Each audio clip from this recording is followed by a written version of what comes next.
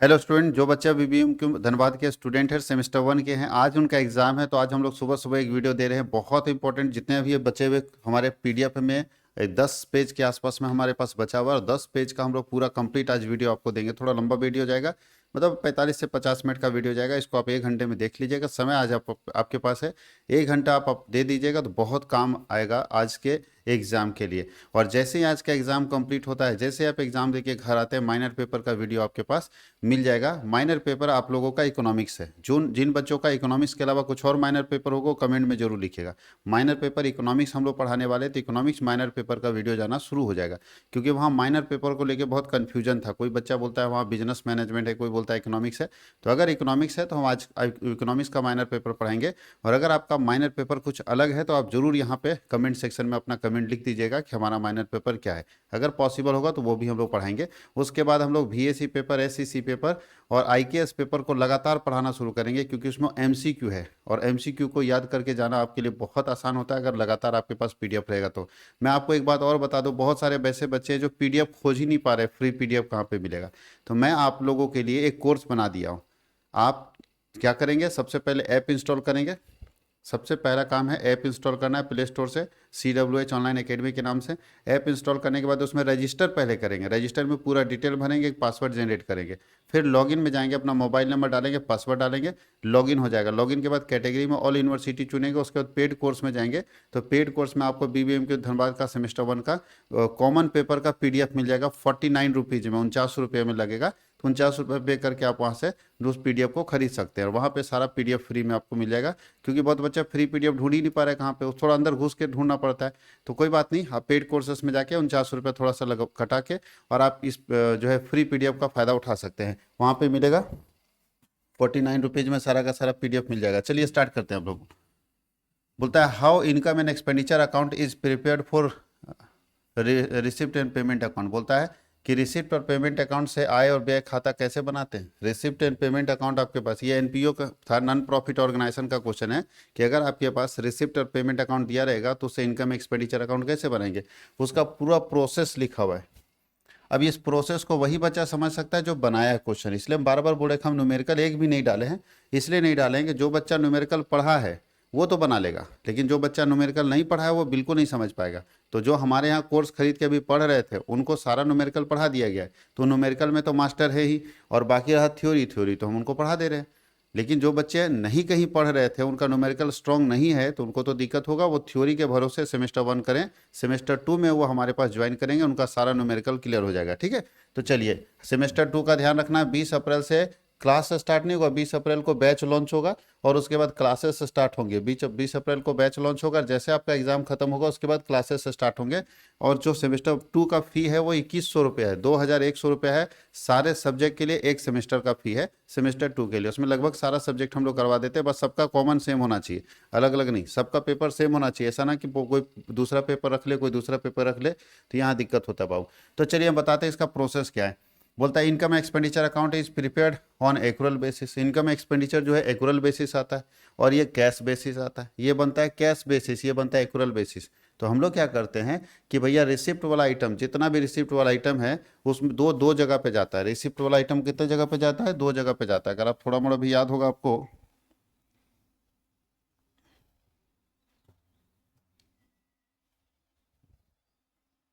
पूछेगा कि रिसिप्ट और पेमेंट से, तो रिसिप्ट एंड पेमेंट अकाउंट अगर आपके पास है बाबू लोग, ये बना हुआ रहता है। ठीक है, ये आपके क्वेश्चन में दिया रहेगा।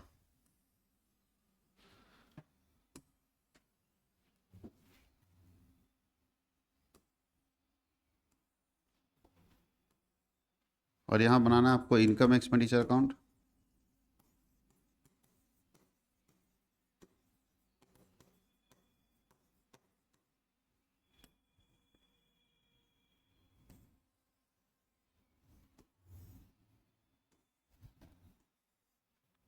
और दूसरा बनाना है बैलेंस शीट।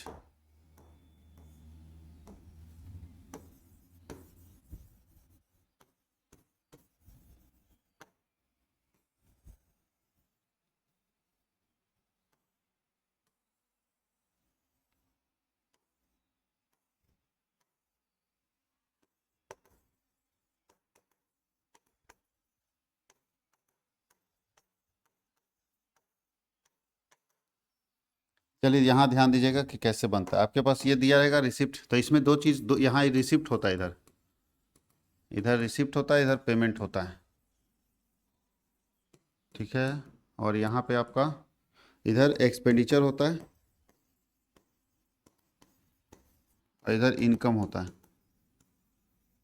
तो ध्यान रखना, रिसिप्ट में दो तरह का रिसिप्ट होता है, एक होता है रिवेन्यू रिसिप्ट और एक होता है capital receipt. Receipt and payment में दो तरह का रिसिप्ट होता है, revenue receipt and capital receipt. उसी तरह पेमेंट भी दो तरह का होता है, रेवेन्यू पेमेंट और कैपिटल पेमेंट।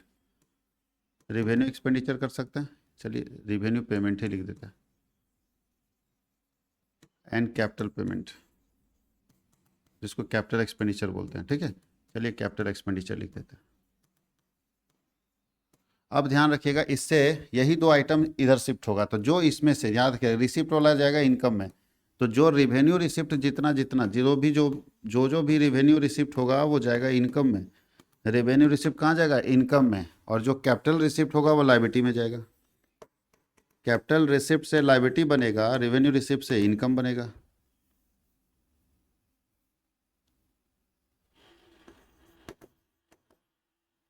और यहाँ से देखिए रेवेन्यू जो पेमेंट होगा वो एक्सपेंडिचर बनेगा। यहाँ सारा रेवेन्यू पेमेंट एक्सपेंडिचर में चला जाएगा। रेवेन्यू पेमेंट कहाँ चला जाएगा? एक्सपेंडिचर में चला जाएगा। और कैपिटल पेमेंट कहाँ चला जाएगा? कैपिटल पेमेंट हमारा एसेट हो जाएगा।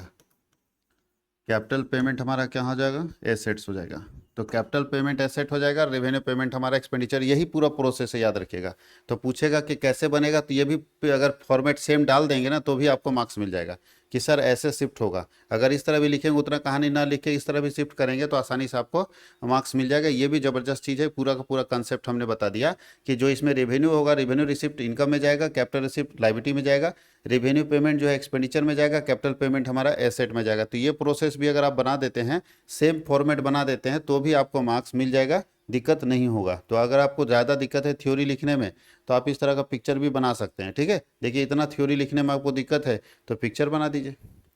अब यहाँ देखिए बहुत इंपॉर्टेंट ये क्वेश्चन पूछा जाता है, ठीक है। ये क्वेश्चन बहुत इंपॉर्टेंट है जो पूछा जाएगा। क्या क्वेश्चन है पहले समझिए। बोलता है कि जब कोई व्यक्ति इंस्टॉलमेंट पेमेंट सिस्टम में अपना सामान बेच देता है तो दोनों पार्टी के बुक में, दो पार्टी होता है इंस्टॉलमेंट पेमेंट सिस्टम में, बायर होता है और सेलर होता है, खरीदने वाला और बेचने वाला। तो दोनों पार्टी के बुक में क्या जर्नल बनता है? दोनों पार्टी के बुक में क्या जर्नल बनता है वो पूछ रहा है कि क्रेता और विक्रेता के बुक में क्या काउंटिंग करेंगे in instalment payment system. Instalment payment system में क्या एंट्री करेंगे? तो याद रखिएगा 6 एंट्री क्रेता के बुक में और 6 एंट्री विक्रेता के बुक में होता है। 6 एंट्री क्रेता के बुक में होता है और 6 एंट्री विक्रेता के बुक में। देखिए क्रेता के बुक में क्या होगा, क्या क्या करेगा क्रेता, तो क्रेता विक्रेता एक जगह लिखते तो मजा आ जाता। चलिए समझा देते हैं, इसको हम लोग क्रॉप कर लेते हैं, ठीक है। थोड़ा सा इजी करके समझा देते, समझ आ जाएगा।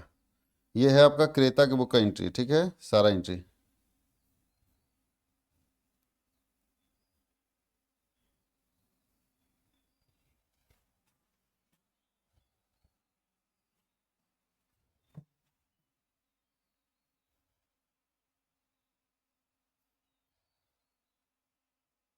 और ये है विक्रेता के बुक का एंट्री, ठीक है।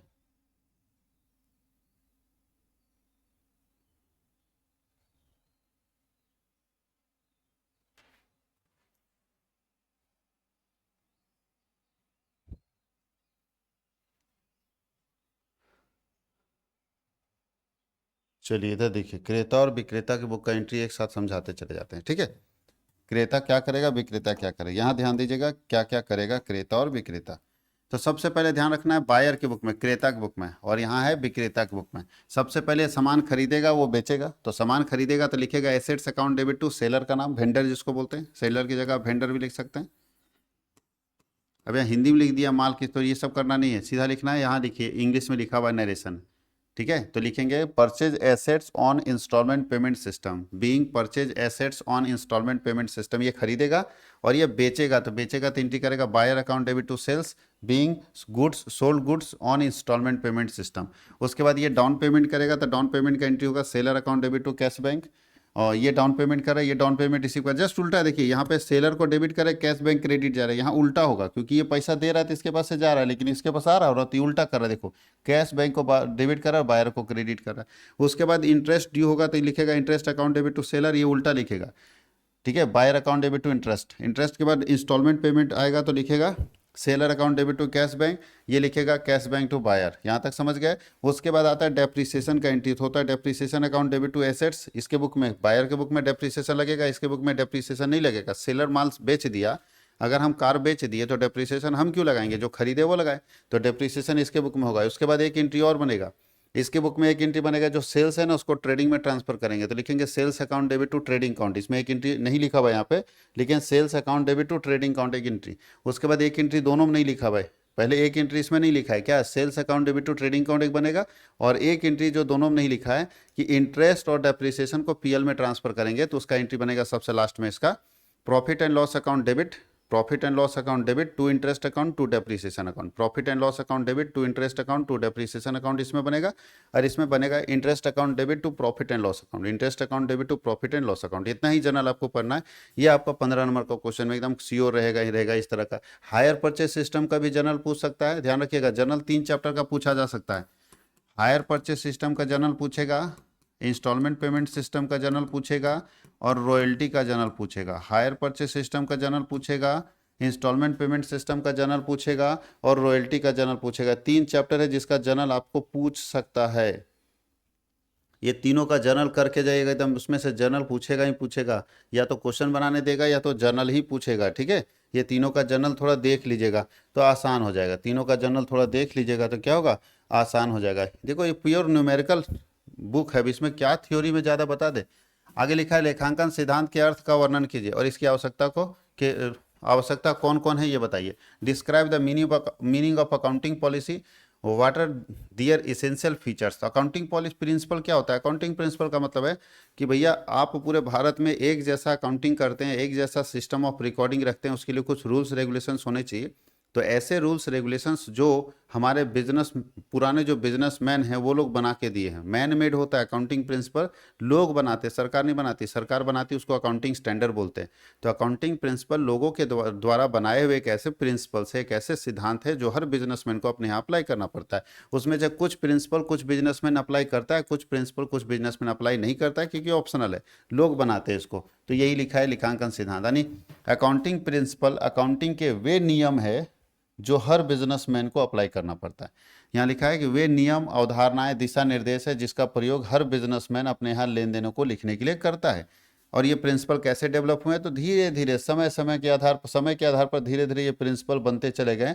और ये प्रिंसिपल कैसे बनाए गए हैं, सरकार बनाती क्या, नहीं, ये प्रिंसिपल लोग बनाए हैं। जैसे जैसे लोगों को जरूरत पड़ते चला गया, ये प्रिंसिपल धीरे धीरे बनता चला गया। इसी प्रिंसिपल को हम गैप के अंदर बोलते हैं, गैप बोलते हैं, जनरली एक्सेप्टेड अकाउंटिंग प्रिंसिपल। इन्हें गैप के नाम से हम लोग जानते हैं, इसे गैप सिद्धांत के नाम से भी हम लोग जानते हैं। इसी प्रिंसिपल को हम गैप सिद्धांत के नाम से जानते हैं और हर बिजनेसमैन इस प्रिंसिपल को अपने बिजनेस में फॉलो करता है। हर बिजनेसमैन इस प्रिंसिपल को अपने यहाँ फॉलो करता है। अब इसका फीचर्स क्या है, तो पहला, ये बेस्ड होता है एक्सपीरियंस के आधार पर, प्रैक्टिसेस के आधार पर। ये जितने सिद्धांत बनाए गए सब एक्सपीरियंस और प्रैक्टिसेस के आधार पर है। जैसे जैसे हम लोगों को अनुभव होता चला गया, कुछ नए नियम हमारे पूर्वज बनाते चले गए। आज से 100 साल पहले जो बिजनेसमैन हुआ करते थे, वो सारे बिजनेसमैन अपने अनुभव के आधार पर कुछ कुछ नियम बनाते चले गए। तो ये प्रिंसिपल जो है अनुभव से होता है, जनरली एक्सेप्टेड है। जनरली मतलब इस नियम को सारे लोग मानते हैं। प्रोवाइड यूनिफॉर्मिटी, ये नियम हर बिजनेसमैन के लेन देनों में एक रूपता लाता है। अगर एक नियम से सारा बिजनेसमैन अपना लेन देन लिखेगा तो बिजनेस में क्या होगा, विश्वास बढ़ेगा, लोगों का बिलीफ सिस्टम बढ़ेगा, क्योंकि सब एक जैसा लिख रहा है। तो ये नियम बहुत जरूरी है कि सब एक जैसा लिखे। फ्लेक्सिबल है ये नियम, फ्लेक्सिबल मतलब आप चाहें तो इस प्रिंसिपल को चेंज कर सकते हैं, कोई मैंडेटरी नहीं है कि आपको लागू करना ही पड़ेगा। फ्लेक्सिबल, आपको जब चाहे आप इस नियम को चेंज कर सकते हो। उसके बाद नोट लीगल रूल्स, अभी बताएं कि कंपलसरी नहीं कि आपको लागू करना ही करना, आप चाहे तो लागू कर भी सकते हैं, चाहे तो नहीं कर सकते, क्योंकि सरकार थोड़ी बनाई है, ये तो लोग बनाए। अब लोगों का बना हुआ नियम हम मान भी सकते हैं, नहीं भी मान सकते, लेकिन सरकार जो बनाएगी उसको तो मानना पड़ेगा। इंश्योर रियलाइटी बोलता है विश्वसनीयता सुनिश्चित करता है। इस बात का मतलब इस बात की सुनिश्चितता है, इस बात की कन्फर्मिटी है कि भैया विश्वास तो है, इस तरह के सिस्टम में लोग विश्वास करते हैं। और हेल्प इन कंपेरिजन, जब हम दो कंपनियों का आपस में तुलना करने लगते हैं तो वहाँ पे हम लोगों को अकाउंटिंग स्टैंडर्ड, जो अकाउंटिंग प्रिंसिपल हो, मदद करता है कंपेयर करने में। अकाउंटिंग प्रिंसिपल मदद करता है कंपेयर करने में, याद रखिएगा इस चीज़ को। आगे लिखा है यूजफुल फॉर डिसीजन मेकिंग, निर्णय लेने में भी ये प्रिंसिपल मदद करते हैं और ये बताते हैं कि जो हम लोग हिसाब किताब लिखे हैं, जो भी बुक्स ऑफ अकाउंट्स बनाए, वो सही है और सच्चा है, सही है और सच्चा है, इसको जानने में भी मदद करता है। ये 2023 का क्वेश्चन है। बिजनेस क्या है, पब्लिक सेक्टर क्या है, ये सब आप जानते हो। बिजनेस का मतलब समझते हैं, ऐसा ऐसा काम जो कि गुड्स और सर्विसेज का प्रोडक्शन कर रहे हैं, एक्सचेंज कर रहे हैं प्रॉफिट अर्निंग करने के लिए। अगर प्रॉफिट कमाने के लिए गुड्स और सर्विसेज को बना रहे हैं और बेच रहे हैं तो आप बिजनेस कर रहे हैं। पब्लिक सेक्टर का मतलब है वैसे क्षेत्र जहां जो पब्लिक के अंडर आते हैं, नहीं सरकार के अंडर आते हैं, सरकार के अंडर आने वाले क्षेत्र को पब्लिक सेक्टर कहते हैं, जिसकी मालिक सरकार होती है। सर्विस सेक्टर का मतलब वैसी कंपनियां, वैसा क्षेत्र जहां पे सर्विसेज प्रोवाइड होता है, कोई सामान बनाया नहीं जाता है, जैसे railway, banking, insurance company.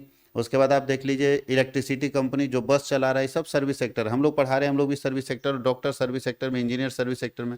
Service sector वाले लोग प्रोफेशनल कहलाते हैं। सर्विस सेक्टर वाले लोग जो काम करते हैं उसको प्रोफेशन कहते हैं, वो अपने हुनर के दम पर पैसा कमाते हैं।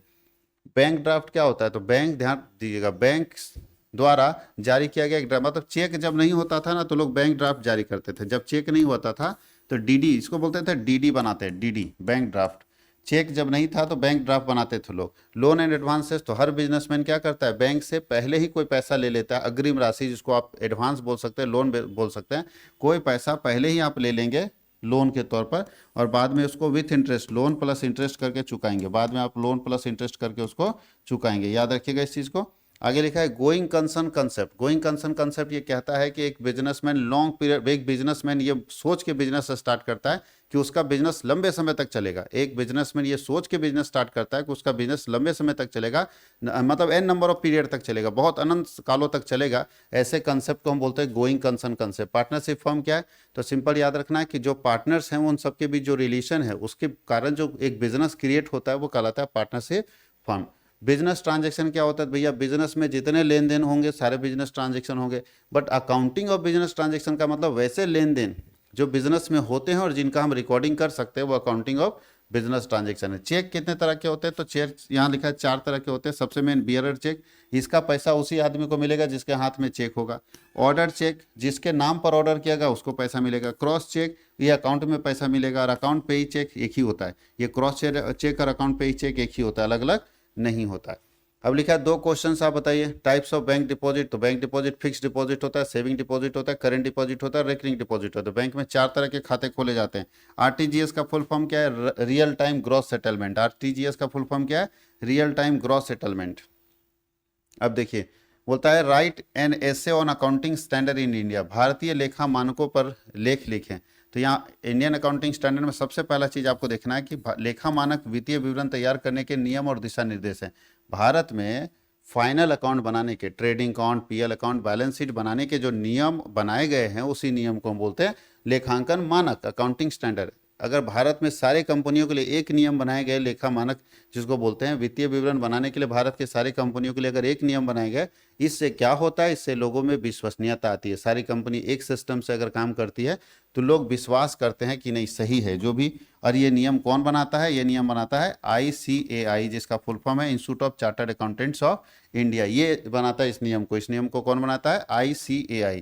बोलता है accounting standard board was formed in, accounting standard board कब बना था, वो 1977 में। ठीक है, अकाउंटिंग स्टैंडर्ड बोर्ड जिसको ASB बोलते हैं, जिसका काम है भारत के अंदर अकाउंटिंग स्टैंडर्ड को बनाना, अकाउंटिंग स्टैंडर्ड को लागू करना और ये देखना कि सारी कंपनियां उस अकाउंटिंग स्टैंडर्ड को लागू कर रही है या नहीं कर रही है। अगर पूरे भारत में सारी कंपनियां एक जैसा सिस्टम रखेगी तभी ना फायदा होगा, नहीं तो सबका अलग अलग सिस्टम रहेगा। टाटा का अलग सिस्टम, रिलायंस का अलग सिस्टम, जिंदल का अलग सिस्टम, मित्तल का अलग सिस्टम। तो आप पढ़ के क्या जाइएगा नौकरी करने के लिए, टाटा में जाएगा तो टाटा का सिस्टम सीखेगा, फिर रिलायंस में जाएगा तो रिलायंस का सिस्टम। ऐसा नहीं है भाई, पूरे भारत में एक सिस्टम है और डबल एंट्री सिस्टम उसको बोलते हैं, वो सारी कंपनियों में है। तो आप अगर पढ़े हैं तो कोई भी कंपनी में नौकरी कर सकते हैं, आपको अलग से पढ़ने की जरूरत नहीं पड़ेगा।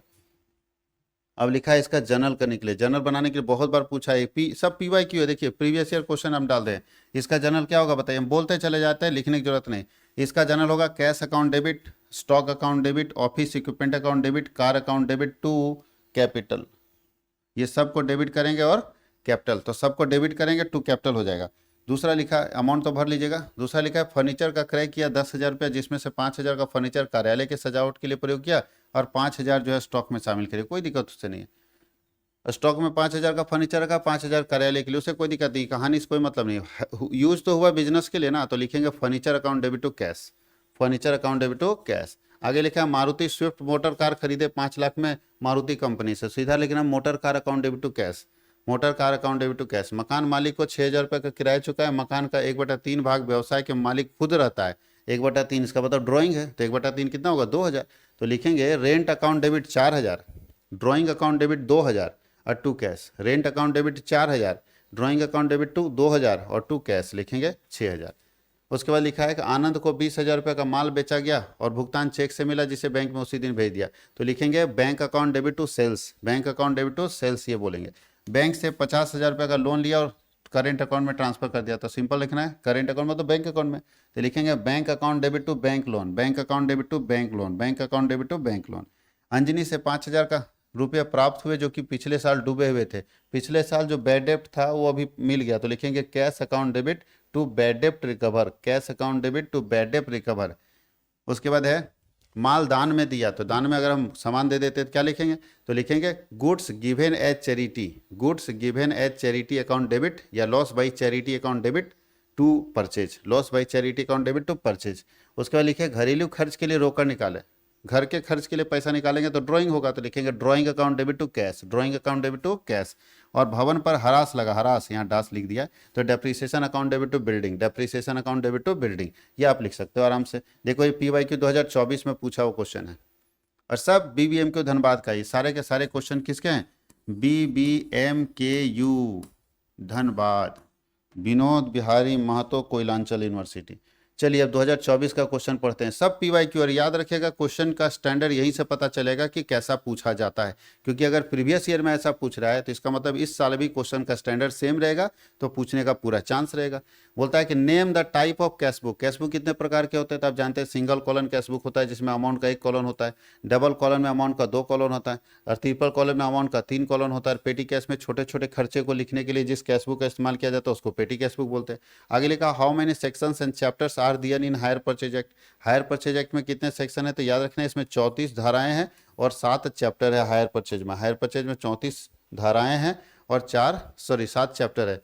व्हाट इज कंप्यूटराइज अकाउंटिंग, ये आपके सिलेबस में डिलीट कर दिया गया, कंप्यूटर अकाउंटिंग नहीं पढ़ना है, डिपार्टमेंटल भी डिलीटेड है, नहीं पढ़ना ये, ठीक है, अभी पुराना सिलेबस में था।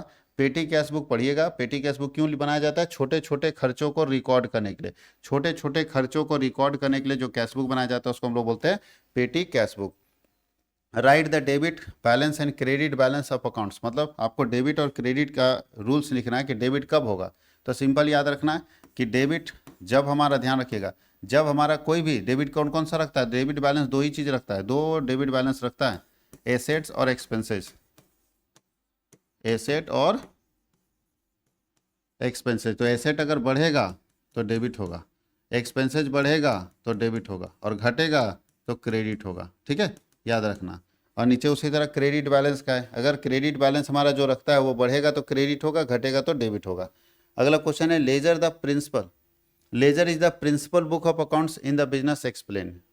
क्यों ऐसा माना जाता है कि लेजर किसी बिजनेस के खाता बही का मेन बुक होता है, तो भैया बिना लेजर का ट्रायल बैलेंस तो बनेगा नहीं, जर्नल नहीं बनेगा चलेगा, जर्नल नहीं बनेगा चलेगा, लेकिन लेजर बनना जरूरी है। लेजर मेन बुक होता है किसी भी बिजनेस का, ध्यान रखिएगा, जर्नल नहीं बनेगा तो चलेगा, रास्ता देखिए, जर्नल नहीं बनेगा तो चलेगा, लेजर यहाँ पे चाहिए ही चाहिए। क्यों, क्योंकि जर्नल नहीं बनेगा ना तो उस बिजनेस के यहाँ सब्सिडी बुक बनता है, सब्सिडी बुक और जर्नल में से कोई एक एक ना बनाएगा, तो और कर दे रहे हैं, या तो जर्नल बने या सब्सिडी बुक, तो जर्नल नहीं भी बनेगा तो सब्सिडी बुक बनेगा, लेकिन पहुंचना दोनों को यही है, ध्यान रखिएगा।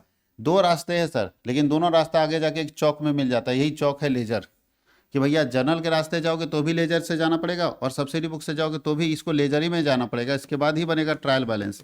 उसके बाद ही बनेगा final account, trading PL, balance sheet, ठीक है, ये सभी बनेगा। तो लेजर ही मेन बुक है, ये दोनों मेन बुक नहीं है। अगर ये नहीं बनेगा तो ये बना लेंगे, ये नहीं बनेगा तो ये बनाएंगे, लेकिन लेजर के बिना आगे नहीं बढ़ सकते। तो लेजर प्रिंसिपल बुक है, मेन बुक है, जिसके बिना आप कोई अकाउंट्स नहीं बना सकते। इसीलिए लेजर को हम बोला जाता है मेन बुक, प्रिंसिपल बुक, प्रधान बही, मुख्य बही, कि इसके बिना आप आगे कोई भी अकाउंटिंग नहीं कर सकते। यानी सारे अकाउंट्स इसी के थ्रू होके ही जाएंगे, जो भी रास्ते होंगे सब इसी के थ्रू होके जाएंगे। इसलिए इसको हम लोग बोलते हैं मेन बुक, प्रिंसिपल बुक। तो लेजर हमारा प्रिंसिपल बुक होता है। यहाँ लिखे why ledger is called principal book, क्योंकि लेजर में सारे लेन देन का क्लासिफिकेशन होता है, सारे लेन देनों का वर्गीकरण होता है, complete information of each account, प्रत्येक खाते का संपूर्ण जानकारी आपको लेजर में मिलेगा। Help in preparing trial balance, तलपट बनाने में मदद करेगा। बेसिस फॉर फाइनल अकाउंट, अंतिम खाता बनाने में यही मदद करता है। Show debit and credit balance, ये डेबिट और क्रेडिट का स्पष्ट बैलेंस बताता है। हेल्प्स इन डिसीजन मेकिंग, निर्णय लेने में भी मददगार होता है। और परमानेंट एंड सिस्टमैटिक रिकॉर्ड, इसमें जो भी रिकॉर्ड होता है स्थायी होता है और व्यवस्थित होता है। जो भी रिकॉर्ड होता है स्थायी होता है और व्यवस्थित होता है। अब देखिए क्वेश्चन है जिसका ट्रिपल कॉलम कैशबुक बनाना है। आप अगर कैशबुक बनाने जानते हैं तो हम डेबिट क्रेडिट कर देते हैं कि कौन डेबिट में जाएगा कौन क्रेडिट में, ठीक है। कैशबुक बनाना बहुत आसान है। ध्यान रखिएगा कैशबुक में ट्रिपल कॉलम से हमको कोई दिक्कत नहीं, हमको दो कॉलम ही देखना है, बैंक और कैश का। या तो लेन देन बैंक से होगा या तो कैश से होगा। तो जो कैश का लेन देन होगा वो कैश में लिखाएगा और जो बैंक का लेन देन होगा वो बैंक में लिखाएगा। बस हम डेबिट क्रेडिट बता देते हैं और ये भी बता देते हैं कि बैंक कॉलम में जाएगा या कैश कॉलम में जाएगा, ठीक है। ये भी बता दे रहे हैं तो आप आराम से बना लीजिए। जैसे कैश इन हैंड तो डेबिट में जाएगा,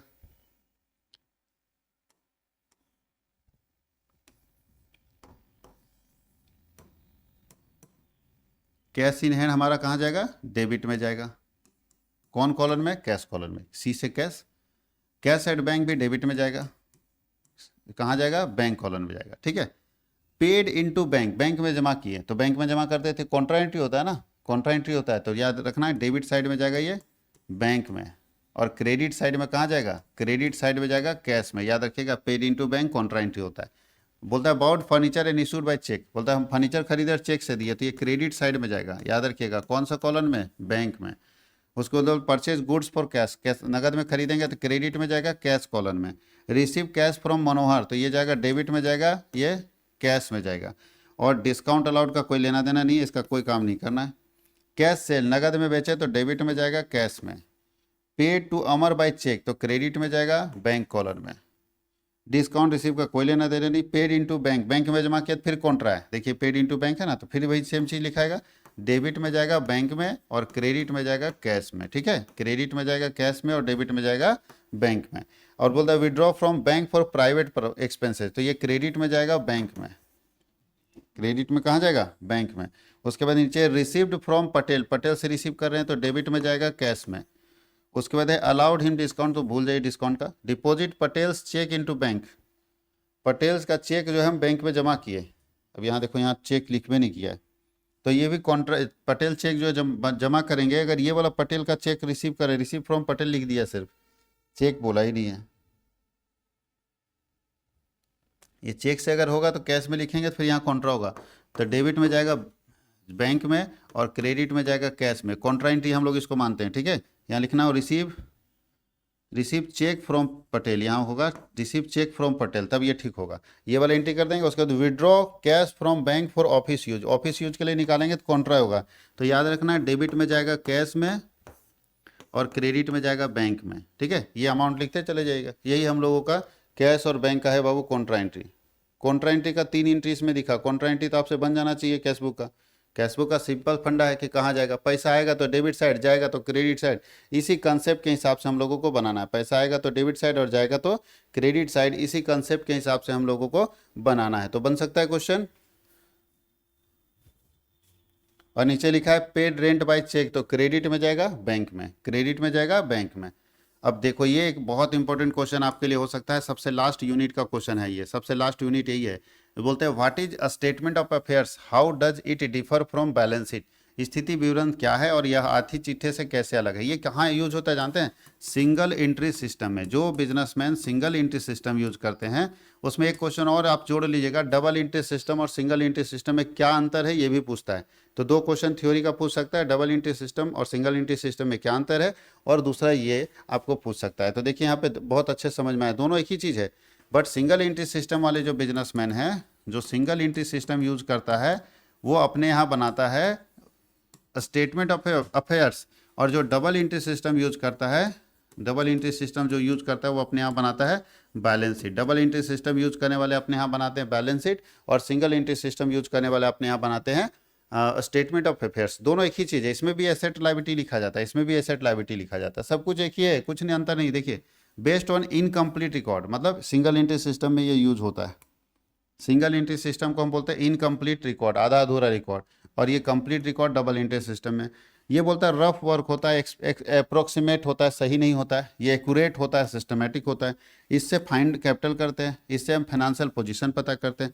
ये थोड़ा कम विश्वसनीय होता है, ये ज़्यादा विश्वसनीय होता है। ये सिंगल एंट्री सिस्टम में यूज होता है, ये डबल एंट्री सिस्टम में यूज होता है, याद रखिएगा। लेकिन दोनों में बैलेंस शीट की तरह एसेट लायबिलिटी और कैपिटल लिखा जाता है। पूछेगा कि क्या लिखा जाता है दोनों में, तो एसेट लायबिलिटी और कैपिटल तीन ही चीज़ लिखा जाता है, चाहे वो बैलेंस शीट हो, चाहे वो स्टेटमेंट ऑफ अफेयर्स हो, चाहे वो बैलेंस शीट हो, चाहे वो स्टेटमेंट ऑफ अफेयर्स हो। तो दोनों में याद रखना है कि क्या यूज किया जाता है, बैलेंस शीट की तरह ही सिंगल एंट्री सिस्टम में स्टेटमेंट ऑफ अफेयर्स, और डबल एंट्री सिस्टम में हम लोग बैलेंस शीट बनाते हैं। अब देखिए एक क्वेश्चन आपके पास है, ये भी आपका क्वेश्चन डेप्रिसिएशन का क्वेश्चन है। ये डेप्रिसिएशन का क्वेश्चन है, अगर आप डेप्रिसिएशन चैप्टर पढ़े होंगे तो आसानी से इस क्वेश्चन को आप अटेम्प्ट कर सकते हैं। डेप्रिसिएशन का क्वेश्चन है, ठीक है। अब देखिए 2025 का क्वेश्चन आ गया जो पिछले साल पूछा गया था, ये क्वेश्चन भी हम लोग देख लेते हैं। डेप्रिसिएशन का क्वेश्चन में दिक्कत नहीं होना चाहिए, क्वेश्चन पढ़ के समझा दे क्या, अब पढ़ेंगे तो आप समझ जाएंगे। लेकिन क्वेश्चन का पैटर्न थोड़ा हार्ड है। देखिए डेप्रिसिएशन का रेट बदल जा रहा है, कभी बोलता है 10% लगेगा, फिर अगले साल 15% लगेगा, फिर अगले साल 20% लगेगा। इसका मतलब फिर 2016-17 में 20% लगेगा। तो जैसे जैसे डीबीएम से बनेगा, डिमिनिशिंग बैलेंस मेथड में बोल रहा है कि हर साल डेप्रिसिएशन चेंज हो रहा है। तो भाई जैसे जैसे डेप्रिसिएशन चेंज होगा हम लोग भी उसी हिसाब से उसका परसेंटेज बदलते जाएंगे, क्या दिक्कत है। और सिंपल जो हम लोग का एसेट्स का लेजर बना देंगे। तो जो लोग पढ़े हैं वही समझ सकते हैं, नहीं पढ़े भैया तो साफ हो जाएगा ऊपर से। चलिए आगे बढ़ते हैं। What is the purpose of trial balance. Trial balance दो चीज़ के लिए बनाते हैं, गणितीय शुद्धता की जांच के लिए, to check arithmetical accuracy of accounts, और टू इंश्योर डेबिट और क्रेडिट बैलेंस आर इक्वल, दोनों हम लोग बराबर करने के लिए बनाते हैं ताकि। और तीसरा है कि अगर हम बनाएंगे ट्रायल बैलेंस तो फाइनल अकाउंट बनाने में मदद होगा और गलती को ढूंढने में भी मदद होगा। आगे बोलता है write the journal entry for goods purchase for cash. नगद में माल खरीदेंगे तो उसका जर्नल होगा purchase account debit to cash, purchase account debit to cash. आगे बोल रहा है कि निम्नलिखित लेन देनों को खाता बही में दर्ज कीजिए। ये क्वेश्चन ने गायब कर दिया। अच्छा लेजर बोल रहा है कि एक लेन देन है उसको लेजर में बनाना है। परचेज गुड्स और ₹10,000 credit from messrs X limited. तो इसका एंट्री बनेगा purchase account debit to messrs X limited, purchase account debit to messrs X limited, ठीक है, messrs X limited.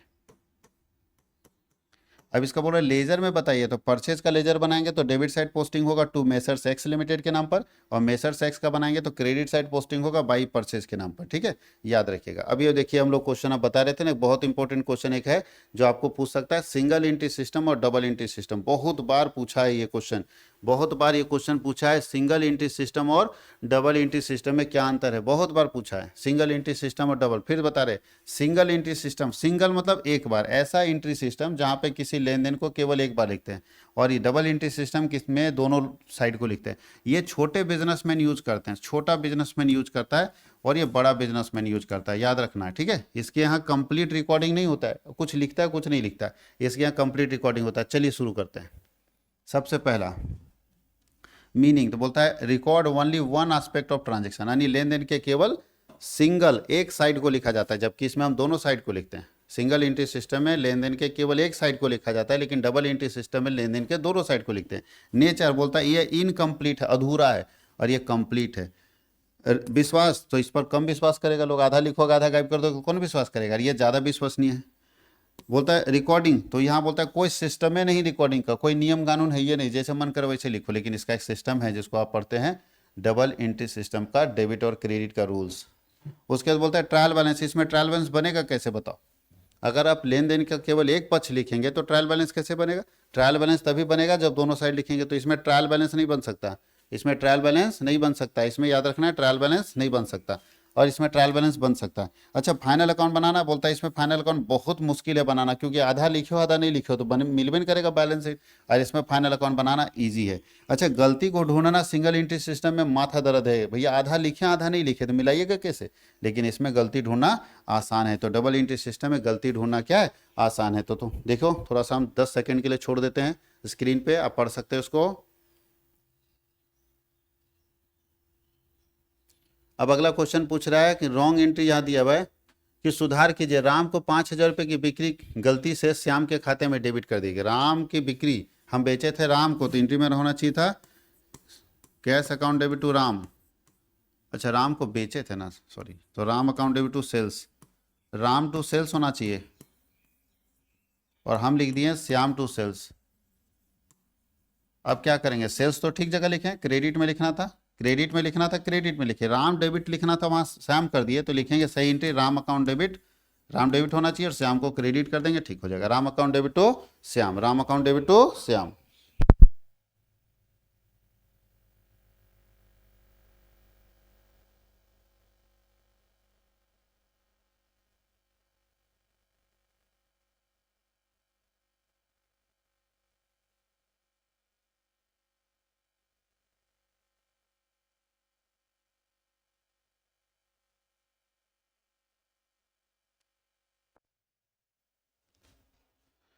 Explain the process of preparing double column cash book. Double column cash book कैसे बनाते हैं, तो उसमें दो column होते हैं, कैश का कॉलम होता है, एक बैंक का कॉलम होता है। कैश से रिलेटेड ट्रांजेक्शन को कैश कॉलम में डालते हैं और बैंक से रिलेटेड ट्रांजेक्शन को बैंक कॉलम में डालते हैं, ठीक है, याद रखना। पैसा आएगा तो डेबिट साइड, जाएगा तो क्रेडिट साइड।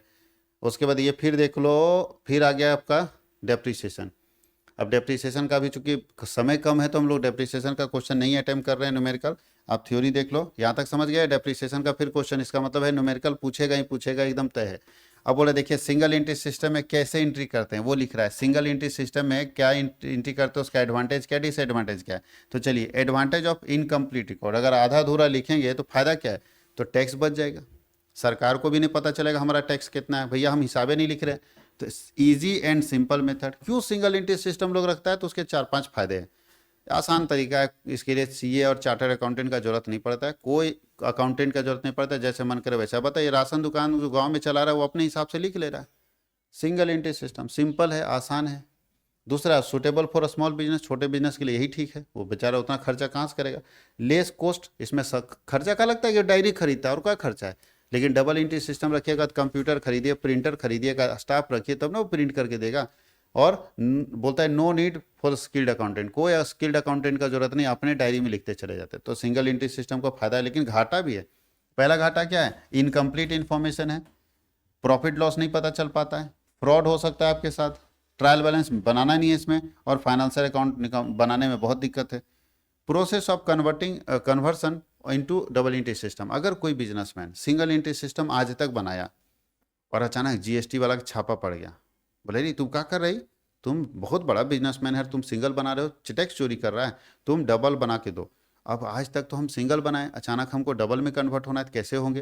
तो बोलता है कैसे कन्वर्ट करेंगे सिंगल एंट्री सिस्टम को डबल एंट्री सिस्टम में, तो वही यहाँ लिखा है। कैसे कन्वर्ट करेंगे, तो सबसे पहले हम लोग स्टेटमेंट ऑफ अफेयर्स बनाएंगे, ओपनिंग कैपिटल निकालेंगे, सारे कैश और बैंक ट्रांजेक्शन को रिकॉर्ड करेंगे, फिर सारे डेटर्स अकाउंट को बनाएंगे, क्रेडिट सेल फाइंड करेंगे, क्रेडिटर अकाउंट बना के क्रेडिट परचेज फाइंड करेंगे, फिर उनको याद करें, पूछेंगे कि और कौन कौन खर्चा है, थोड़ा याद है तो बताओ, सारा खर्चा उससे और इनकम बता देंगे। उसके बाद हम लोग ट्रेडिंग, प्रॉफिट एंड लॉस और बैलेंस शीट बनाएंगे, तो वो चेंज हो जाएगा डबल एंट्री सिस्टम। यानी पहला साल तो सत्यानाश रहेगा, चेंज होगा मतलब सत्यानाश रहेगा, लेकिन दूसरे साल से ये ठीक हो जाएगा, दूसरे साल से क्या होगा, ठीक हो जाएगा।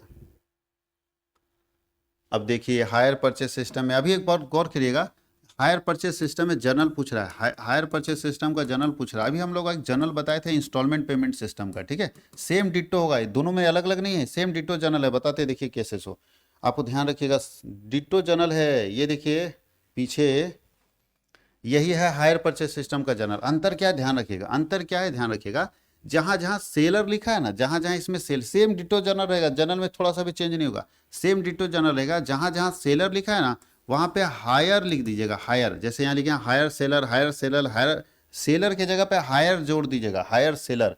जब हायर परचेज पूछेगा, हायर परचेज और इंस्टॉलमेंट पेमेंट सिस्टम सेम ही होता है, बस खाली एक अंतर होता है कि जहां सेलर होगा वहाँ सब में hire seller, hire seller, hire seller लिखना है, और जहाँ बायर होगा वहाँ भी हायर हायर लिखना है, हायर बायर हायर, ठीक है। हायर परचेस सिस्टम में हायर जरूर लिख दीजिएगा। हायर मतलब होता है किराए पर लेना, हायर पर, हायर का मतलब क्या होता है, किराए। तो सब में हायर लिख दीजिएगा तो हायर परचेस सिस्टम बन जाएगा, और अगर हायर गायब कर दीजिएगा तो इंस्टॉलमेंट पेमेंट सिस्टम बन जाएगा। तो एंट्री एक ही है, इस एंट्री को याद कर लिए, 2 क्वेश्चन आपका बन जाएगा, इंस्टॉलमेंट पेमेंट सिस्टम का जनरल क्लियर हो जाएगा और हायर परचेस सिस्टम का भी जनरल क्लियर हो जाएगा। याद रखिएगा, जहां जहां सेलर है, जैसे इसमें सेलर है हायर लिखाएगा, यहाँ भी हायर लिखाएगा, यहाँ भी हायर लिखाएगा, यहाँ भी हायर लिखाएगा, इसमें नहीं लिखाएगा। उसी तरह यहाँ हायर लिखाएगा, यहाँ भी हायर लिखाएगा, यहाँ भी हायर लिखाएगा, यहाँ भी हायर लिखाएगा, इधर नहीं लिखाएगा। जहाँ सेलर और बायर नजर आएगा उसमें हायर लिख देंगे तो हायर परचेस सिस्टम बन जाएगा, और अगर हायर गायब कर देंगे तो इंस्टॉलमेंट पेमेंट सिस्टम बन जाएगा। ठीक है, याद रखिएगा इस चीज़ को। चलिए, अब हम लोगों का क्वेश्चन हो गया बाबू लोग खत्म, अब हम लोग कंप्लीट कर लिए। अब जाइए, ऑल द बेस्ट सब लोगों को, बढ़िया से एग्जाम लिखिए और तहलका मचा के आना है। एग्जाम देने के बाद कमेंट सेक्शन में जरूर दिखना चाहिए कि हमारा क्वेश्चन मैच कर रहा, किया या नहीं किया, आप कितना स्कोर कर पाएंगे और कैसा आपका एग्जाम गया। और अगर आप लोगों से पॉसिबल हो पाएगा तो रिक्वेस्ट है कि एक पीडीएफ बना के आप अपने क्वेश्चन पेपर का हमको भेज दीजिएगा मेरे नंबर पर। मेरा नंबर आपके सब लोगों के पास होना ही चाहिए, 9771580632, आपके स्क्रीन पे भी चल रहा है। Thank you.